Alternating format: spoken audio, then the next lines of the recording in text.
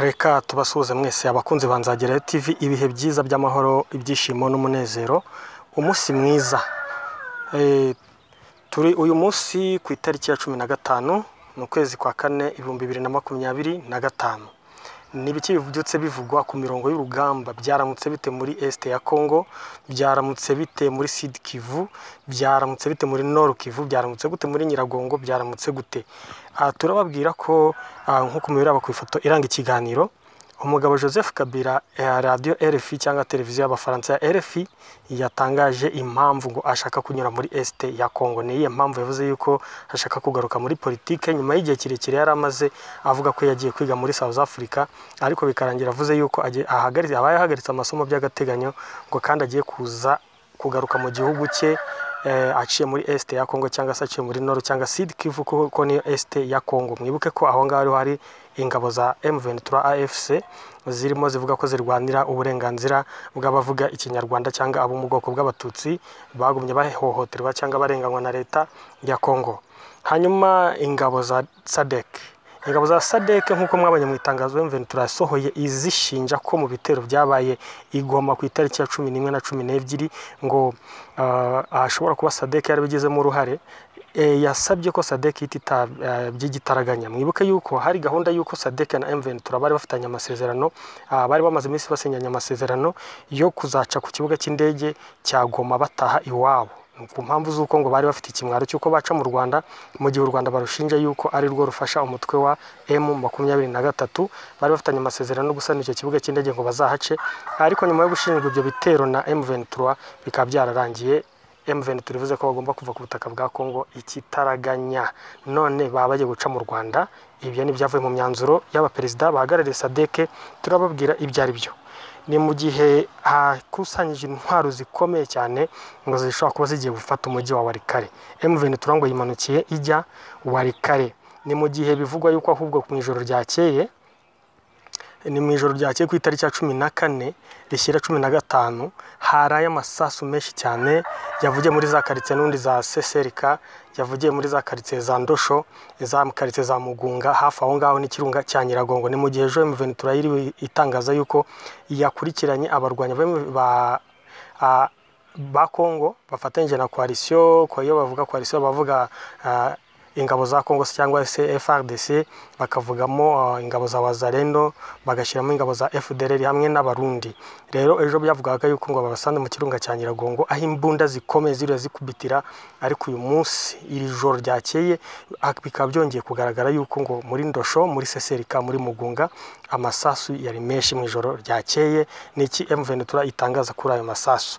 Hanyuma mu gihe Dr. Rusa we avuga ko iyo bita MONUSCO iba muri Congo ngo itagomba gutaha.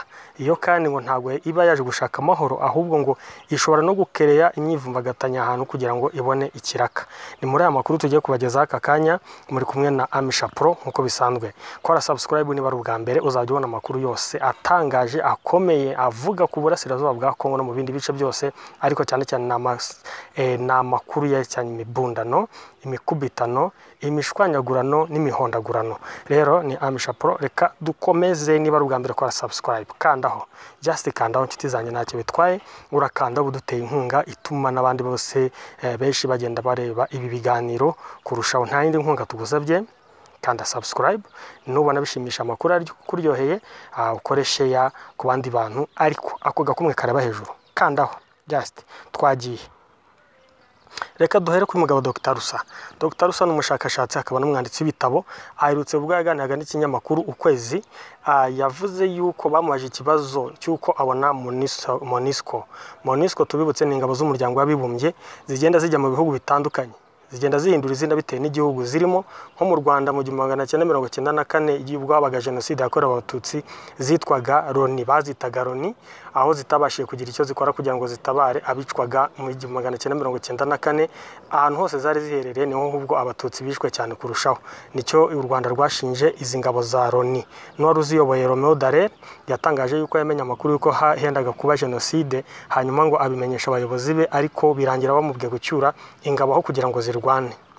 bamubajije rero mu minsi 100 yo kwibuka jenoside yakorewe abatutsi mu Rwanda, bamubajije icyo abona kuri MONUSCO n'icyendo gufasha muri Kongo.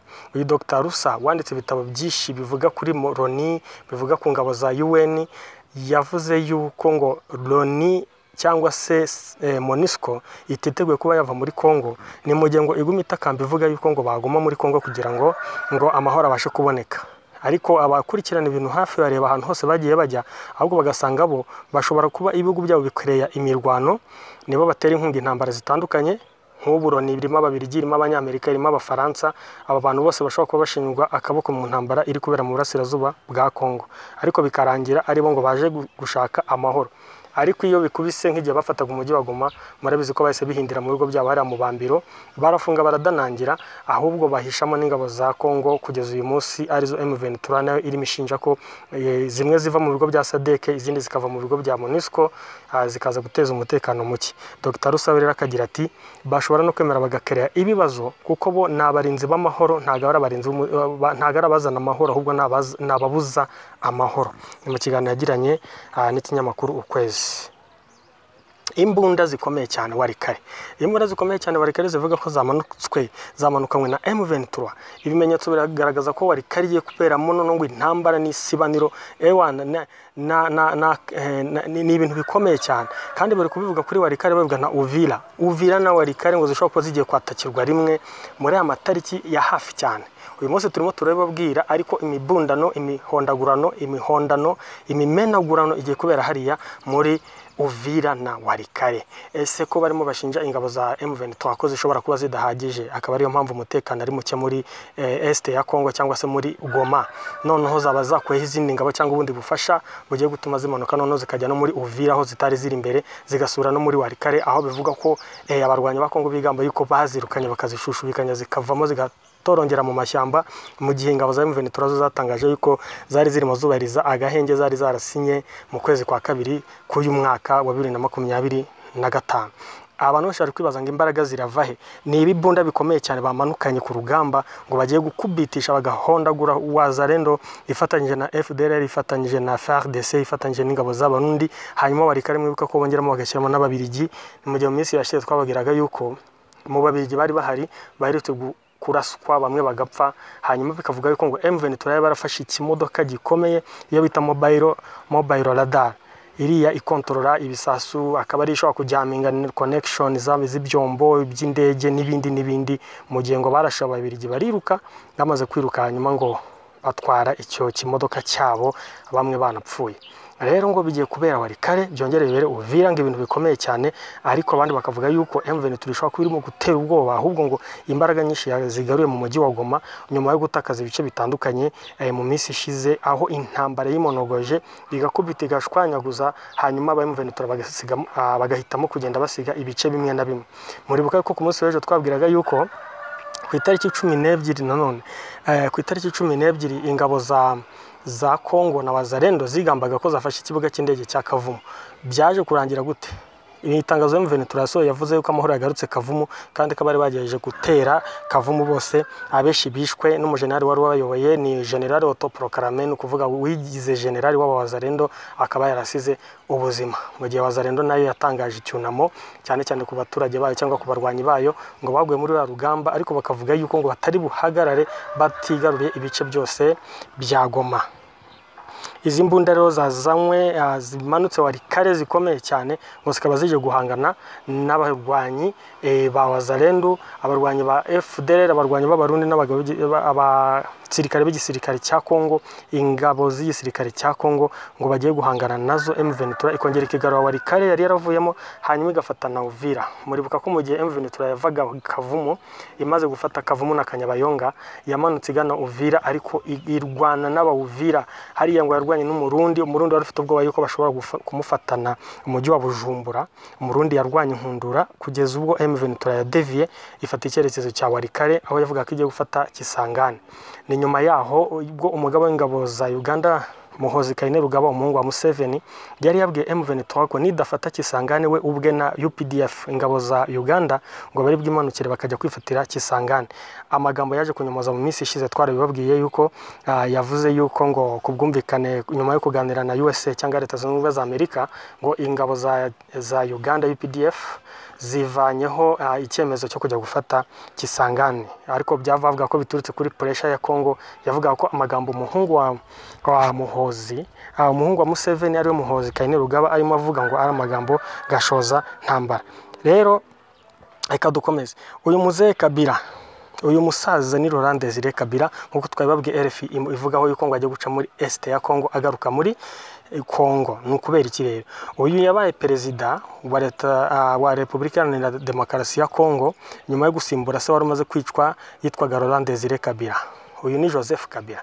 Joseph Kabila wayoboye igihugu cya Kongo mu myaka 18 akarwana na M23, yabanje kurwana niyo bitaga CNDP yari yobowe na General Laurent Nkunda, murabyibuka muri za 2009.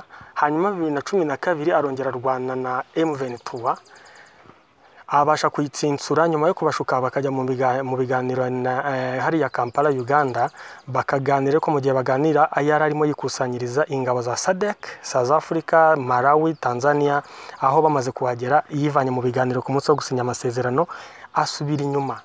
Icyo gihe M23 yarafashe Goma kuri pressure nyinshi yemera ibiganiro Kabila uyu nguyu mureba.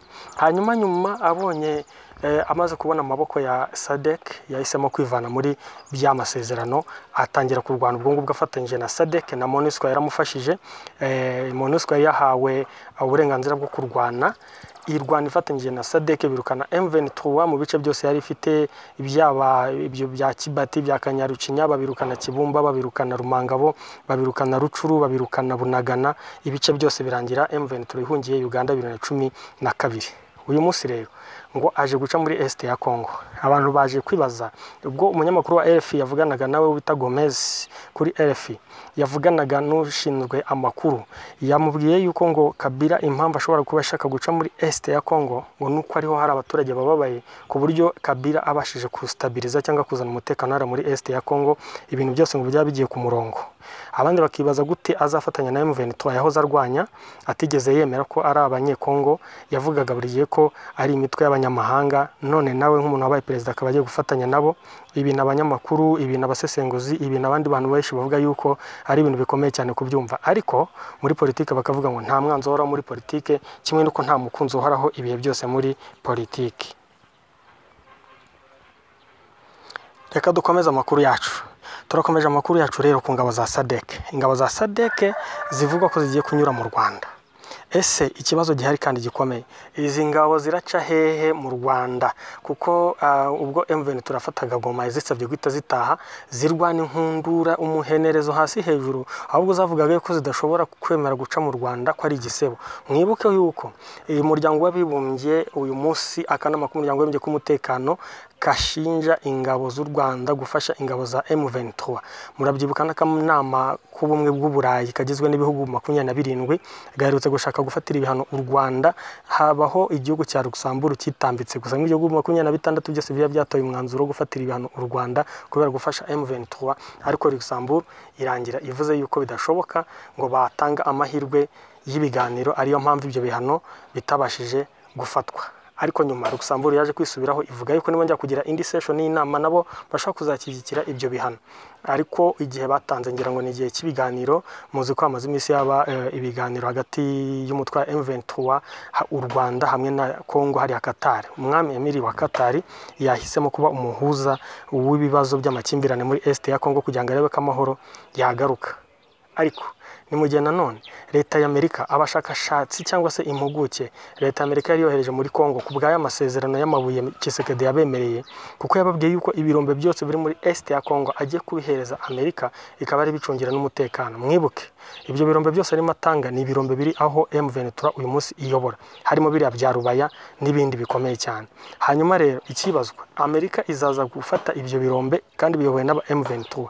Amerika se nayo yabigiye kumanura ingabo zikaza guhangana n'aba M23 M23 ubwo twitega iki mu mirwano igiye kuzaba mu Misiri imbere twitega support ya Amerika M23 yabizagirana amasezerano na Amerika ikwemera kuvugana nabo kugira ngo bayirekere ibyo birombe bicukure ni ikintu gikomeye cyane rero Sadek abanyamakuru batangiye gutunganya kamera abanyamakuru bose batangiye gutunganya kamera biteguye kubona Sadek ingabo za Tanzania n'ibifaru byabo n'ibunda bikomeye cyane bakurura bya mota ibibunda bakurura bya BM ibibunda bikomeye bya Canon byambuka ku mupaka wa Rubavu Grande Barriere aho bitara Koronishi bakareba ba South Africa bari banze ko bacari yari bazima muri buka bahacishije imirambo yari yarashwe mu gihe M23 afataga Goma ubwo bashatse kurasana n'aba M23 babarasama barenga 7 muri buka ko aba South Africa haciye imirambo hagaca abagore batwite hagaca n'abandi bari barwaye bafite ibibazo bikomeye ariko abazima bose barabambira banga kuva ari mu bambiro banga kuva mu kigo cya gisirikare aho bakambitse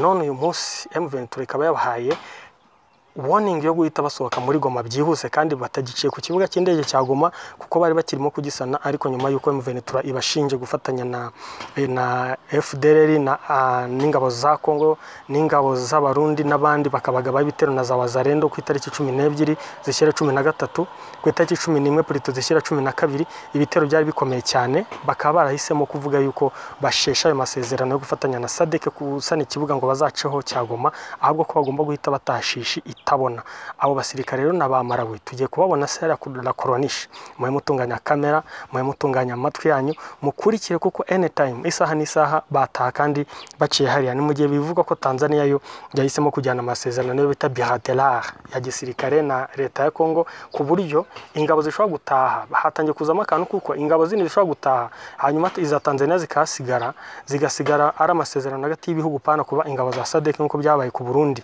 muribuka ko u Burundi impamvu buri muri Kongo bwari bwazanye ingabo muri iyo bitaga SAMIDRC cyari gisirikare cya East African Community bari boheje kujya gukemura amakimbirane mbere yuko Sadek iza ariko ngo yari ifite manda yo kutarwana Kongo yifuza kiza kubafasha bakarasa M23 birangira batayirashe bayivuyeyo abarundi bahise basenyanya amasezerano ari bilateral na igihugu cya Kongo bituma n'uyu munsi abarundi bakiri muri Republika Iharanira Demokarasi ya Kongo ariko ku masezerano hagati y'igihugu n'ikindi apana kuba amasezerano ya SAMIDRC none ngo Tanzania nayo shobora kubigiye gukora uwo muvuno ku buryo aba Sadek nibataha Tanzania ishobora kwikinga inyuma y'ayo masezerano yenda gusinyana na Kongo none ikaba yaguma muri Republika Iharanira Demokarasi ya Kongo ku masezerano hagati y'igihugu n'ikindi hapana kuba amasezerano ya Sadek kuri rero turi bukomeze kubatohoreza inshuti za Nzagerayo TV na makuru avuga ko mu gace ka Tanzania bita Chato ngo hashobora kuba hakozwe ishami ryo guhugura igisirikare cya Kongo n'abafatanya bikorwa no kuvuga ngo Wazalendo hanyuma ngo bari kumwe n'ingabo za Kongo n'aba FDLR n'aba recruit none abasirikare bashya bashobora kuba bagiye gutangira kwitoreza muri Tanzania hitwa Chato komagira amasezerano Tanzania yatangiye kugirana n'igihugu cya Kongo turagomba tubakurikiranira kora subscribe nukuri kora subscribe kandaho kanda kuri like kugira ngo video yacu igere kuri beshi turabakunda Nzagerayo TV turagumya tubatoreze nandi makuru nahamukanya ciao.